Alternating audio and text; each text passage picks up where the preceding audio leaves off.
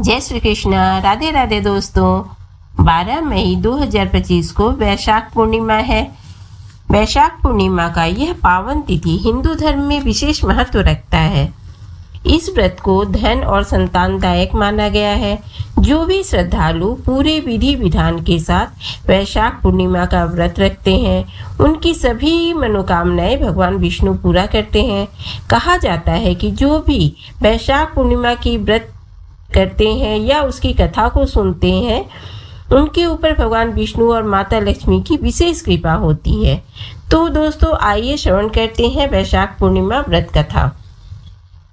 एक बार द्वापर युग के समय माता यशोदा भगवान श्री कृष्ण से पूछती है कि आप संसार के पालन करता हो, मुझे ऐसा कोई उपाय बताइए जिससे मृत्यु लोक में किसी भी स्त्री को विधवा होने का भय ना हो और ना ही उसे निसंतान होने का दुख रहे। तब भगवान श्री कृष्ण ने अपनी माँ से कहा कि मैं आपको एक ऐसे ही व्रत के बारे में विस्तार से बताता हूँ।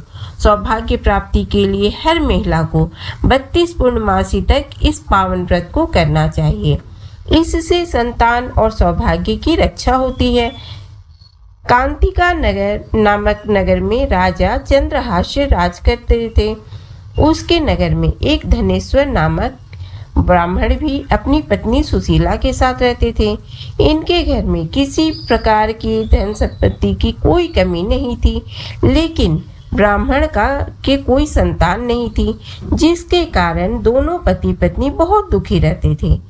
एक बार उस नगर में एक साधु आते हैं, जो सभी घरों से भिक्षा मांगकर गंगा नदी के किनारे भोजन कर जीवन यापन करते थे। लेकिन वह साधु धनेश्वर के घर भिक्षा मांगने नहीं आते हैं।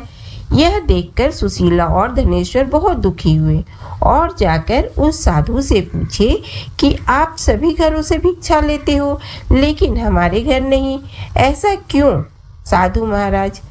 तब साधु ने कहा कि तुम निसंतान हो और ऐसे घर से भिक्षा लेना पतितों के अन्न के समान होता है। मैं पाप का भागीदार नहीं बनना चाहता, इसलिए तुम्हारे घर से भिक्षा नहीं लेता हूँ। यह सुन धनेश्वर बहुत दुखी हो जाते हैं और साधु से पूछते हैं कि कोई ऐसा उपाय बताए जिससे मुझे भी संतान सुख की प्राप्ति हो। तब साधु ने उस दंपत्ति को 16 दिन तक माँ चंडी के पूजन का सलाह दिया, जिसके बाद धनेश्वर और उसकी पत्नी ने ऐसा ही किया। दंपत्ति की आराधना से प्रसन्न होकर माँ काली प्रकट हुई और सुशीला को गर्भवती होने का वरदान दिया और कहा कि प्रत्येक पूर्णिमा को दीपक जलाए। ऐसे ही सभी पूर्णिमा को दीपक की संख्या बढ़ाती जाना, जब तक 32 दीपक ना हो जाए। माता के आशीर्वाद के फलस्वरूप सुशीला गर्भवती हुई। काली माता के कहे अनुसार वह दीपक जलाती रही। माँ काली की कृपा और आशीर्वाद से दंपत्ति के घर एक पुत्र ने जन्म लिया, जिसका नाम धनेश्वर और सुशीला ने देवदास रखा।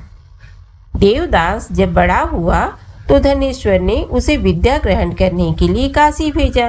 काशी में देवदास के साथ एक अजीब दुर्घटना घटी, जिसके कारण धोखे से देवदास का विवाह हो गया। जब देवदास ने बताया कि वह अल्पायु में है, फिर भी उसका विवाह जबरदस्ती करवा दिया गया। कुछ समय बाद जब काल देवदास के प्राण लेने आए तो काल देवदास का प्राण नहीं ले पाए। तब काल ने यमराज से कहा कि वह देवदास के प्राण लेने में असमर्थ है, जिसके पश्चात यमराज ने इसके पीछे का कारण जानने के लिए भगवान शिव और माता पार्वती के पास गए। तब माँ पार्वती ने माता काली के वरदान के वृतांत को सुनाया और कहा कि ब्राह्मण दंपति ने पूर्णिमा का व्रत रखा था, इसलिए काल देवदास का कुछ नहीं बिगाड़ पाई। तभी से कहा जाता है कि पूर्णिमा के दिन व्रत करने से काल से मुक्ति मिलती है और भगवान सभी की मनोकामनाएं पूरी करते हैं। वैशाख पूर्णिमा की यह कहानी आपको कैसी लगी, कमेंट करके हमें ज़रूर बताएं। अगर आपको यह वीडियो पसंद आए तो लाइक, शेयर और सब्सक्राइब अवश्य करें। धन्यवाद।